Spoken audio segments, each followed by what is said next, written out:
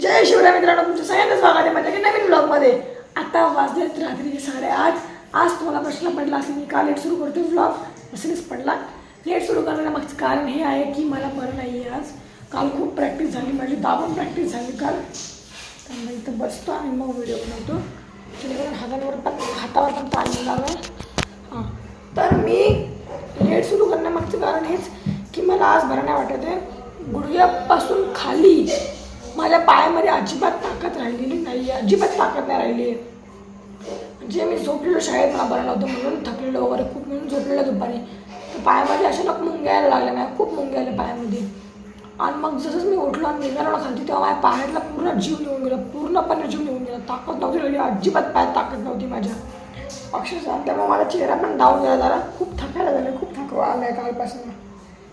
काल अचानक खूप प्रॅक्टिस, खूप पेंटिंग सगळं एकत्र आलं ना, त्याच्यामुळं खूप त्रास झाला. तर तेच की खूप थकवा आला आहे. आता मी जर अभ्यासाला बसतो तर वेळ टाईमपास वगैरे झाला. आता खूप आता अभ्यासाला बसतो आहे. खरंच एवढं थकायला कधीच नाही झालं मला. पण हे काय ना त्याची बातमी आहे की बाबा मला मेडल भेटलं, मेडल लागलं माझं. शाळेत घेऊन गेलो मेडल. बघा तुम्हाला थांबा, तुम्हाला मी गेल्या वर्षीचं मेडल दाखवतो कसं होतं. मम्मी तो मेडल्सचा बॉक्स कुठे हो? हा मित्रांनो, तुम्हाला दाखवतो मी माझ्या आतापर्यंतचे मेडल.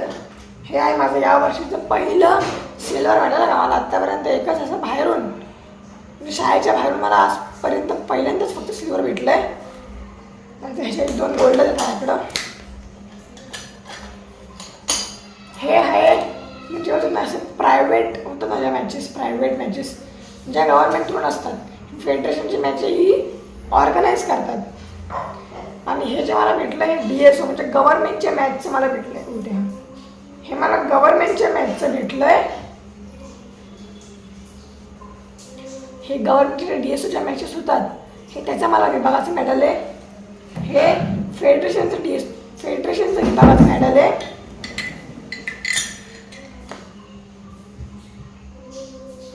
आणि हे पण गोल्ड मेडल आहे. हे गेल्या वर्षीचं मेडल आहे माझं. हे पण DSO नाही, हे फेडरेशनचं आहे. म्हणजे हे आणि हे सेमच आहे. हे आणि हे सेमच, फक्त हे गोल्ड आणि सिल्वर आहे. हे जेव्हा मी जिंकलेलं तेव्हा मला अजिबात कॉम्पिटिशन नव्हती, कॉम्पिटिशन 0 होती. पण तेव्हा मी नवीन होतो, ते खूप चुका झाले त्यामध्ये, ते सोडून द्यायचा विषय. तेव्हा हे सोडून द्या. पण हे मेडल जिंकायला मला खरंच खूप कष्ट करावे लागलेत, खूप पापड वेललेत मी या मेडलसाठी. कारण की कॉम्पिटिशन एवढी टफ होती ना, एवढी टफ. तुम्हाला मी दाखवतो ज्याचा पहिला नंबर आला ना, पहिला आणि दुसरा ज्याचा नंबर आला ना, मी तुम्हाला त्यांची आता इथं क्लिप्स दाखवतो या व्हिडिओनंतर. तुम्ही फक्त बघा, ज्याचा पहिला नंबर आला आहे, ज्याचा 3rd नंबर आला आहे ना, म्हणजे ज्याचा 3rd नंबर आला आहे ना, तो माझ्यापेक्षा उत्कृष्ट करणारा आहे. परंतु मी त्याला पाठी टाकलं आणि मी आलो दुसऱ्यावरती. जो पहिला आला तो खेलो इंडियाचा प्लेअर आहे. तो गेल्या 3 वर्ष त्याला खेलो इंडिया खेळतो, त्यामुळे त्याकडे एक्सपिरियन्स आहे, त्याला माहिती आहे कसं काय खेळतात वगैरे. त्याच्यामुळं पण सिल्वर मेडल आला आहे आपल्याकडे. आणि आता मी जाणार आहे संगमनेरला. आर्य काल बोललेले मला की संगमनेरला मॅच आहे, तर बघू आता. आणि आज सगळ्यांना जेवढे पण खेळलेले मॅचेस सगळ्यांनाच बरं नव्हतं, सगळ्यांचं चांगलं दुखत होतं. अक्षयला पण आज शाळेत आले नाही, कारण की ते 2 दिवस झाले रोज रात्री 12:30-1ला कार्यक्रम मॅचेस संपल्या, 2 दिवस लागोपाठ. आणि ते जज होते, त्याच्यामुळं सगळेच जजेस, सगळ्यांनाच झोप प्यारी होती. आज सगळ्या आराम केला, सगळ्यांनी आराम केला आज. तेच आता काय 16-17-18ला मॅचेस आहेत. जाणार आहे मी पण तिथं, बघू आता. तिथं पण मला चांगला निकाल लावायचा आहे. त्यामुळं मी आजपासून म्हणजे आज मी सकाळी प्रॅक्टिस केली, आता नाही केली मी प्रॅक्टिस. जरा आराम केला पाहिजे, मी पायामध्ये टाकत नाही ना. तेच हे मेडल आहेत, सर्टिफिकेट पण आहे माझ्याकडे. पण एक पार्टिसिपेट केल्याबद्दलचं आहे आणि एक जिंकल्याबद्दलचं आहे, दोन्ही. हे सेकंड आल्याबद्दलचं आहे आणि हे पार्टिसिपेट केल्याबद्दलचं आहे. आणि खरं सांगतो, आमचा रिझल्ट लावायला एवढा वेळ लागला ना, म्हणजे रिझल्ट आमचा रिझल्ट जाहीरच नाही करत आहे ज्युनियर बॉईजचा. तर काय आमची मॅच कधी संपली बरं? आमची मॅच दुपारी 1:30ला संपली का 2:30ला संपलेली. आणि रिझल्टच नाही रिझल्टच सांगत नाही बिलकुल. आम्ही सगळे विचारायला लागलेलो काय होईल.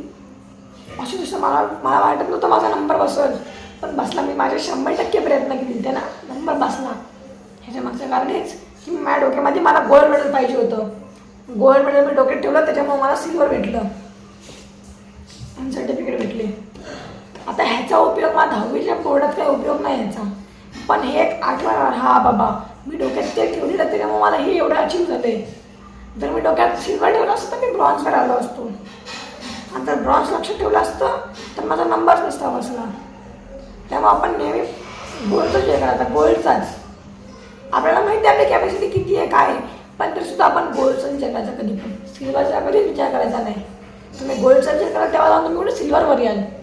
तुम्ही म्हणता हा काय प्रवचन तेच बसलाय. ही रिॲलिटी आहे मित्रांनो, प्रत्येकासाठी ही रिॲलिटी आहे. जेव्हा आपण एकदम आता समजा तुम्हाला चांगल्या टक्के वाढायचं 10वीला 95+चा विचार करा, मग जाऊन तुम्ही कोणतं 95ला याल. असं असतं, प्रत्येकाची मेंटॅलिटीवर असतं.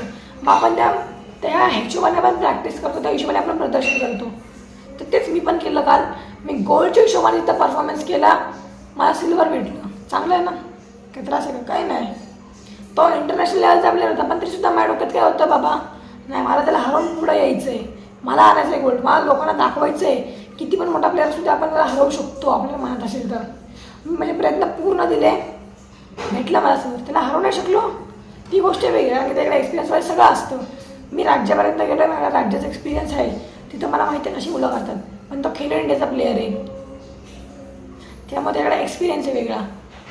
त्याची तेवढी फ्लेक्झिबिलिटी आहे, माझी तेवढी नाही सध्या. तेच फक्त